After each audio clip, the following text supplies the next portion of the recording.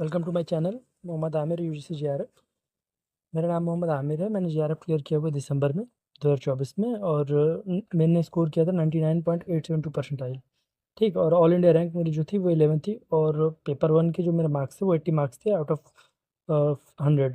यानी 40 क्वेश्चन मैंने जो है वो एक्यूरेट सही किए थे।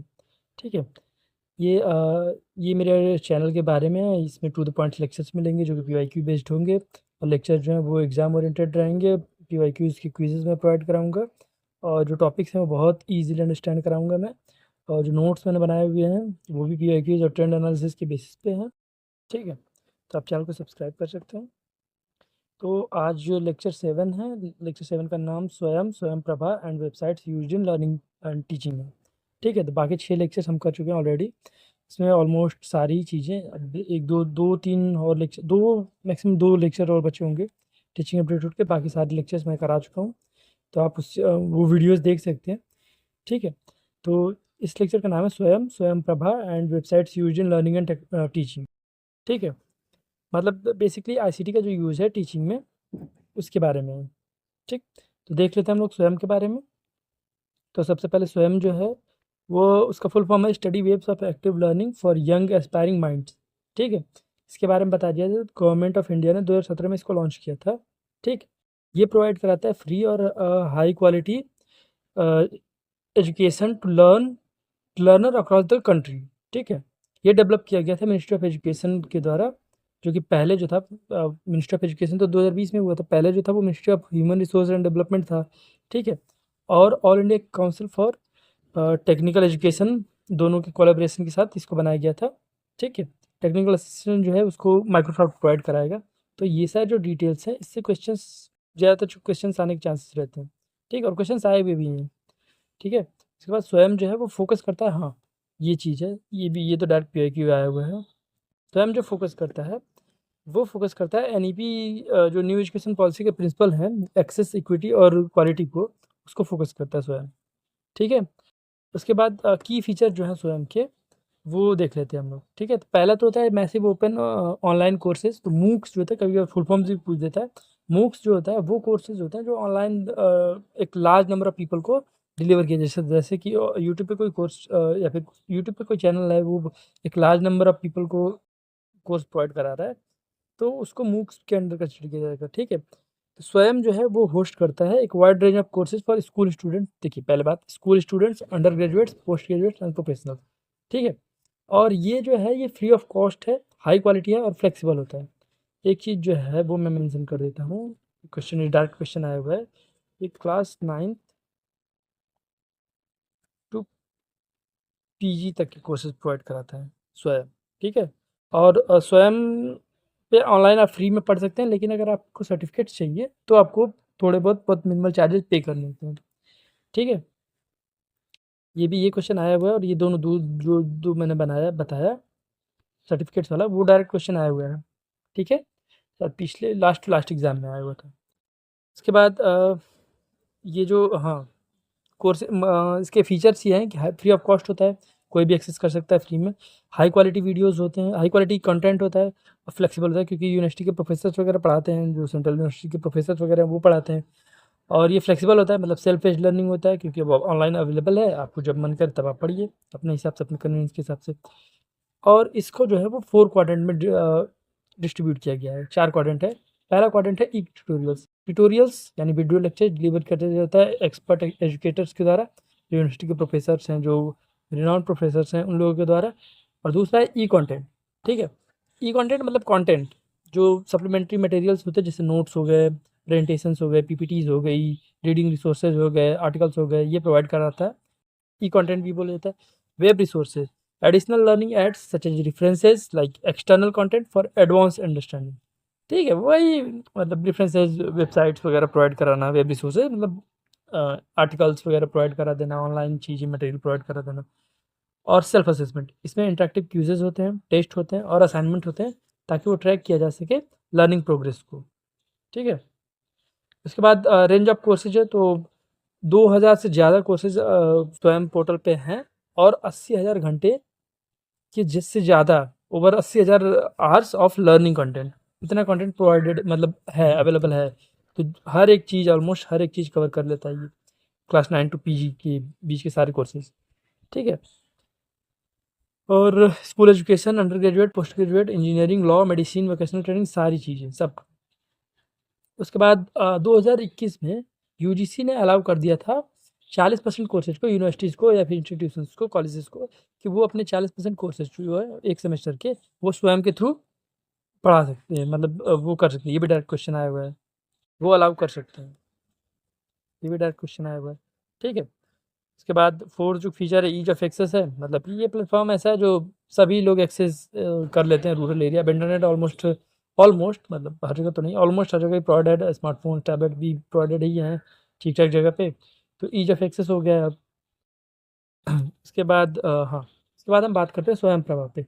स्वयं प्रभा जो है वो डीटीएच एजुकेशनल चैनल है। डीटीएच मतलब डायरेक्ट टू होम, क्योंकि जो केबल चैनल्स होते हैं, टीवी चैनल्स होते हैं, उस पर आता है, ठीक है। ये भी स्वयं का एक कॉम्प्लीमेंट्री है, ऑफर करता है एजुकेशन थ्रू टेलीविजन, टीवी पे, ठीक है।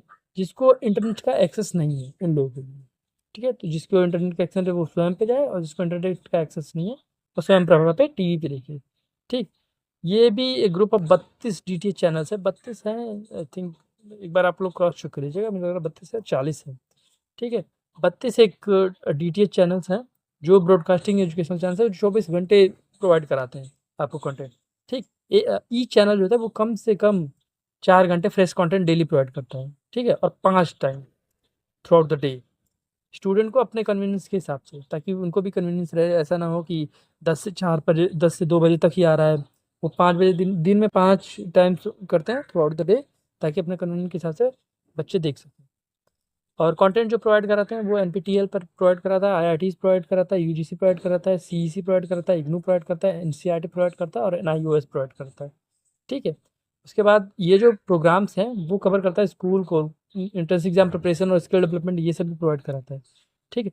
टेक्निकल अपलिंकिंग जो है वो, ये क्वेश्चन भी आया हुआ है, ये भी बहुत इंपॉर्टेंट क्वेश्चन है। टेक्निकल जो अपलिंक्ड है वो बाइसेक्ट है, Bhaskaracharya institute for space application and geoinformatics, ये गांधीनगर में है। और यहाँ से चैनल अपलिंक होता है, जो सेटेलाइट वगैरह है वो सारी चीज़ें बाइसेक्ट से होती हैं। और जो सेटेलाइट सपोर्ट प्रोवाइड कराता है वो यूज करता है GSAT 15, ठीक है। GSAT 15, ये भी क्वेश्चन इंपॉर्टेंट है, जो मैंने बोर्ड किया हुआ वो सारी मोस्ट इंपॉर्टेंट चीज़ है। इसके बाद supporting digital tools for learning, अब स्वयं और स्वयं प्रभा खत्म हो गया। इसके बाद supporting digital tools for learning में होता है जो लर्निंग मैनेजमेंट सिस्टम है, LMS, learning management full form याद रखिएगा। LMS platforms helps in organizing, delivering and managing online courses. बस वही प्लेटफॉर्म्स जो होते हैं जो हेल्प करते हैं, जैसे यूट्यूब है, यूट्यूब एक LMS प्लेटफॉर्म हो गया, ठीक है। और कुछ पॉपुलर, लेकिन यूट्यूब को नहीं कहेंगे, जो ऑनलाइन कोर्सेज है स्टडी एजुकेशन से रिलेटेड उसको LMS कहते हैं, लर्निंग को। और जो पॉपुलर प्लेटफॉर्म हैं उनमें है मूडल, कैनवस, नाम याद रखिएगा, ब्लैक बोर्ड, एडमोडो एंड स्कूलॉजी, ये सारे नाम बहुत इंपॉर्टेंट है, इससे क्वेश्चन डायरेक्ट आए हुए हैं, ठीक है।